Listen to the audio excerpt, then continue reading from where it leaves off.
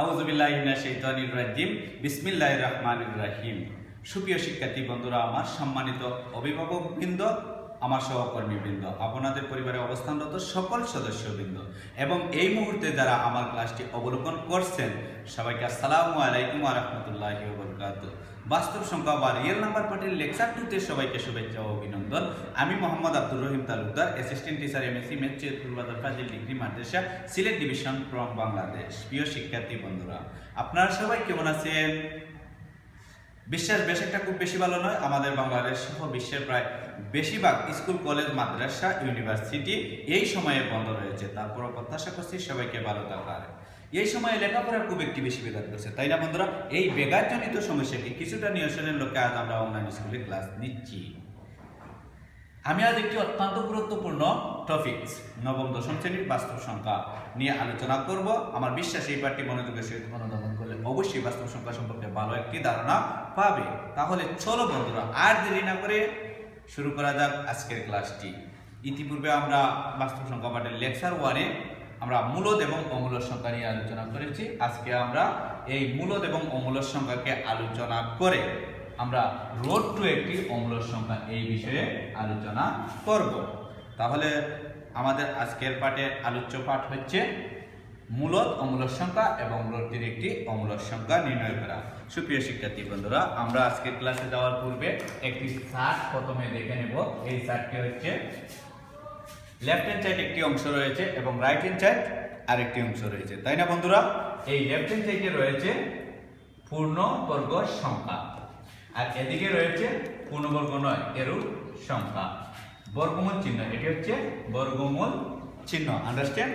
তাহলে আমরা গতদিন পড়েছিলাম মূলদ অমূলদ সংখ্যা এবং পূর্ণ সংখ্যা আমরা বিস্তারিত আলোচনা করিনি, তাই আজকে এই পূর্ণ সংখ্যা সম্পর্কে একটু লিখে দিয়েছি। 1, 4, 9, 16, 25, 36, 49, 64, 81, 100, 121, 144 ইত্যাদি আরো রয়েছে। এই সব সংখ্যাকে আমরা বলবো পূর্ণবর্গ সংখ্যা। আর পূর্ণবর্গ নয়, অর্থাৎ পূর্ণবর্গ নয় যেসব সংখ্যা, ওইসব সংখ্যার উপরে যদি আমরা বর্গমূল দিই, যেমন এই ইত্যাদি। আন্ডারস্ট্যান্ড? এইসব সংখ্যা হচ্ছে পূর্ণবর্গ নয়। এরূপ সংখ্যার বর্গমূল হচ্ছে অমূলদ সংখ্যা। আন্ডারস্ট্যান্ড? তাহলে আজকে আমরা প্রমাণ করব এই রোড টু একটি অমূলদ সংখ্যা। এই রোড টুকে যদি আমরা অমূলদ সংখ্যা প্রমাণ করতে পারি, তাহলে একই ধারাবাহিকতা, একই নিয়মে, একই পদ্ধতিতে এই প্রত্যেকটি অংশ হবে অমূলদ সংখ্যা। আন্ডারস্ট্যান্ড? ওকে।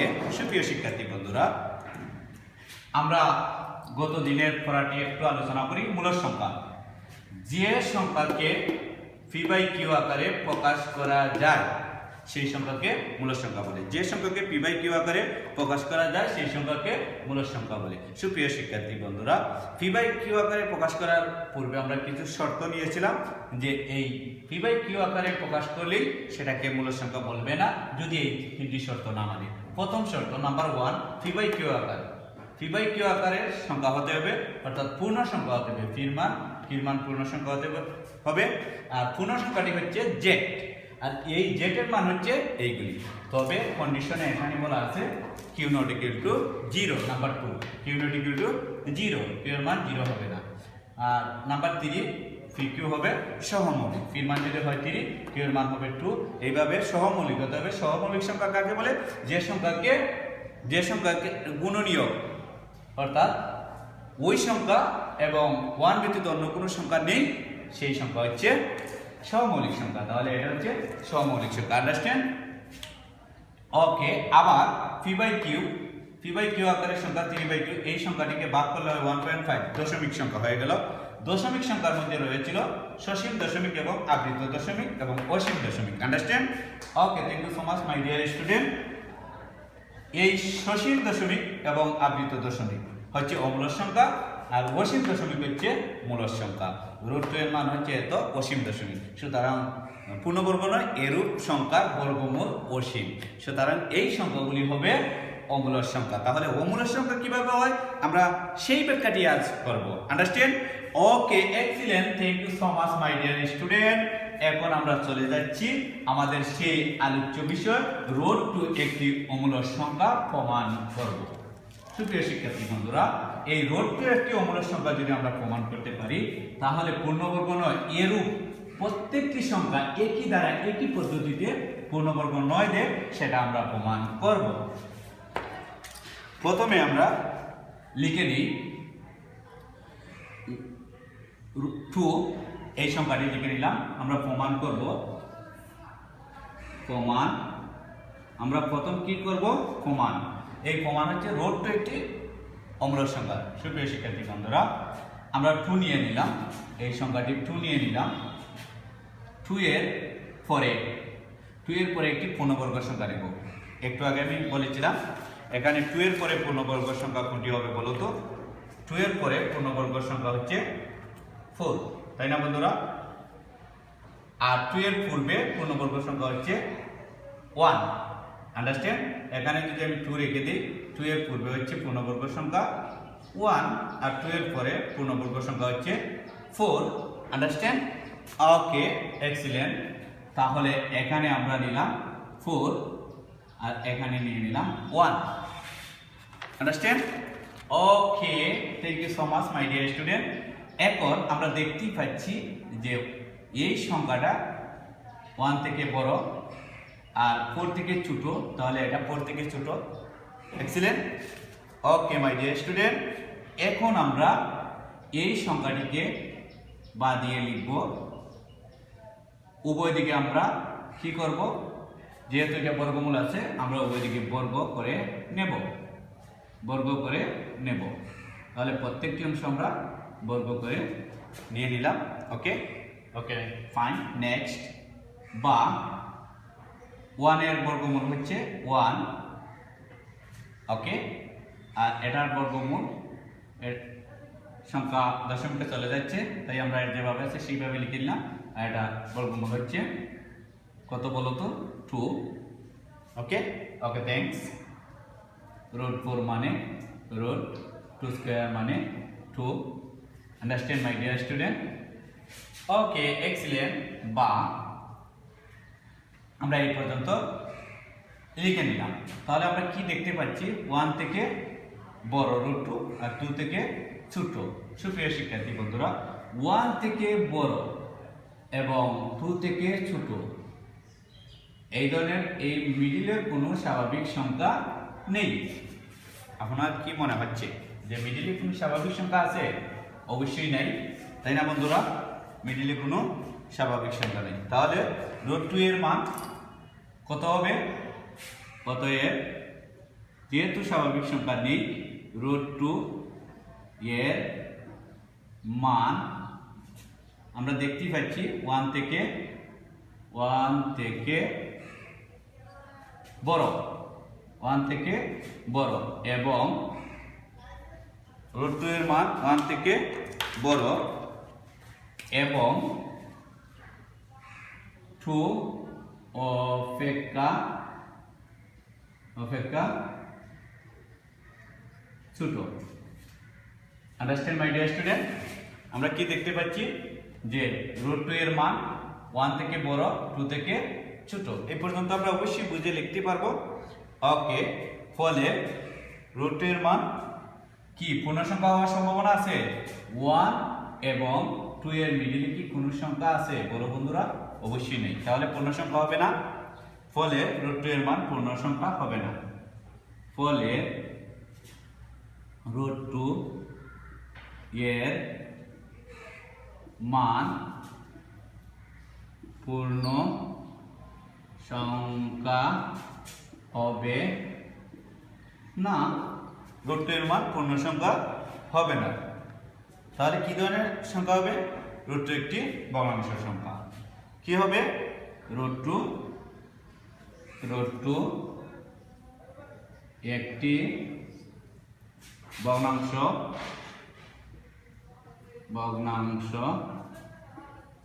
সংখ্যা। পূর্ণ সংখ্যা নয়, তাহলে কি সংখ্যা হবে? ভগ্নাংশ সংখ্যা হবে। ফলে √2 একটি মূলদ সংখ্যা অথবা কি? যেহেতু পূর্ণ সংখ্যা নয়, √2 এর মান কি? √2 এর মান একটি ভগ্নাংশ সংখ্যা হবে। ভগ্নাংশ মানে দশমিক। দশমিক ভগ্নাংশ হচ্ছে 3 প্রকার: সসীম দশমিক, অসীম দশমিক এবং আবৃত দশমিক। তাহলে মূলদ হতে পারে, অমূলদ হতে পারে, তাই না বন্ধুরা? ফলে √2 এর মান মূলদ বা অমূলদ সংখ্যা হতে পারে। আমরা বুঝতে পারলাম যে যেহেতু পূর্ণ সংখ্যা নয়, পূর্ণ সংখ্যা হলে সেটা হলো মূলদ সংখ্যা। যেহেতু এটা দশমিক সংখ্যা, সুতরাং √2 এর মান মূলদ অথবা অমূলদ যে কোনো সংখ্যা হতে পারে। Understand my dear student? Okay, thank you so much. এখন আমরা দেখব এটা মূলদ নাকি অমূলদ। ধরি, আমরা প্রথম ধরে নিলাম এই ধরি কি ধরব, যে √2 একটি √2 ধরি √2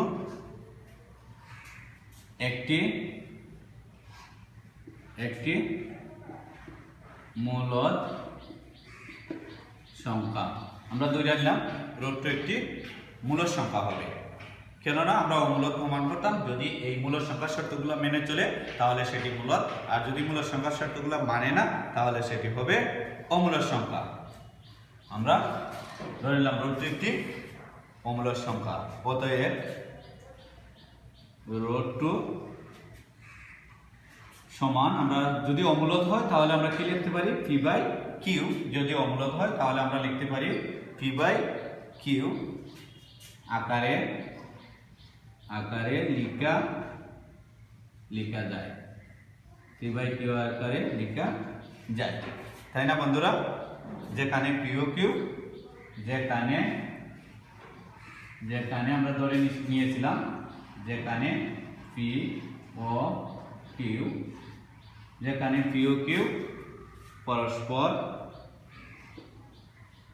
পরস্পর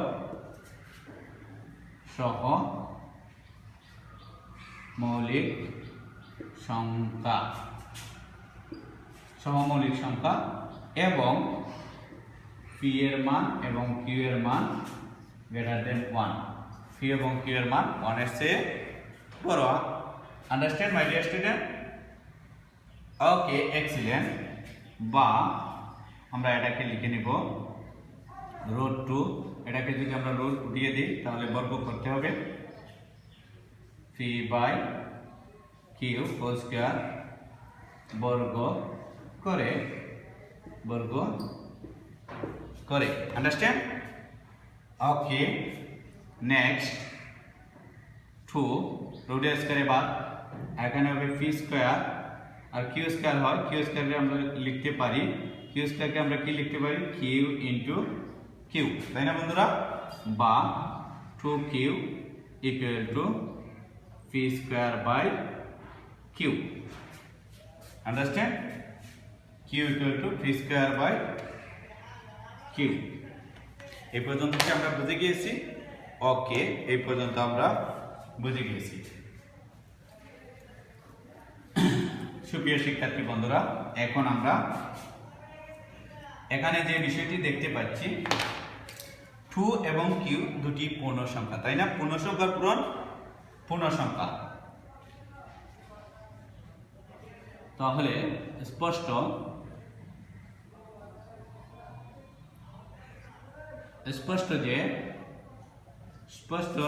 যে 2q একটি পূর্ণ সংখ্যা, তাই না বন্ধুরা? 2q একটি পূর্ণ সংখ্যা, আর পূর্ণ সংখ্যা পূর্ণ সংখ্যা, তাই না বন্ধুরা? অপরপক্ষে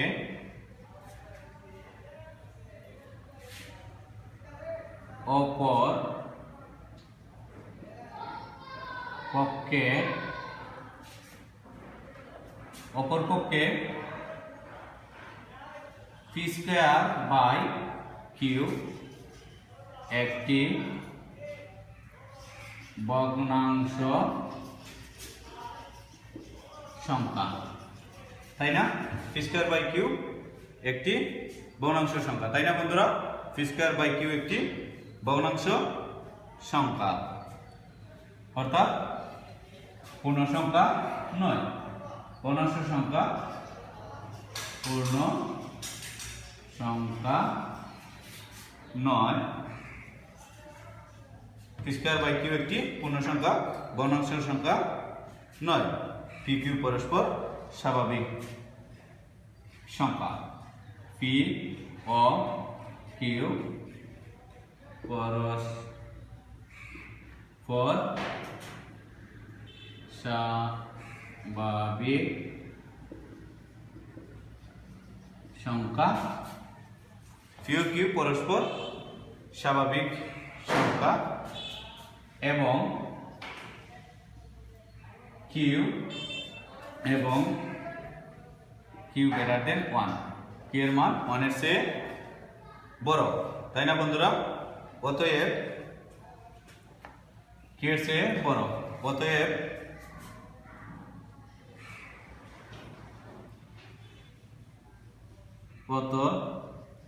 অতএব 2q এবং পি স্কয়ার বাই কিউ সমান হতে পারে না, সমান হতে পারে না, ঠিক নাই বন্ধুরা?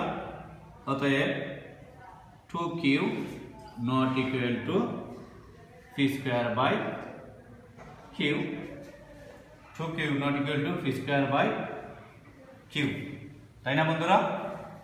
তাহলে যেহেতু সমান নয়, সুতরাং মূলদ সংখ্যার শর্ত মানে নেই। সুতরাং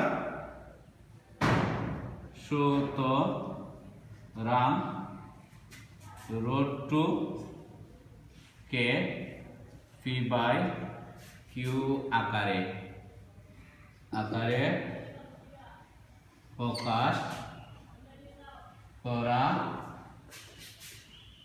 যায় না। আন্ডারস্ট্যান্ড? ওকে, থ্যাঙ্কস। প্রকাশ করা যায় না, তো যদি প্রকাশ করা যায় না তাহলে সেই সংখ্যাটা কি ধরনের? অমূলদ সংখ্যা। অতএব রুট 2 একটি অমূলদ সংখ্যা। আন্ডারস্ট্যান্ড? প্রমাণিত। সুপ্রিয় শিক্ষার্থী বন্ধুরা, আমরা রুট 2 প্রমাণ করেছি। আপনারা যদি চেষ্টা করেন তাহলে সেম নিয়মে রুট 3, রুট 5, রুট 7 ডট অন্যান্য সংখ্যা। আশা করি এটি প্রমাণটি বুঝতে পেরেছেন।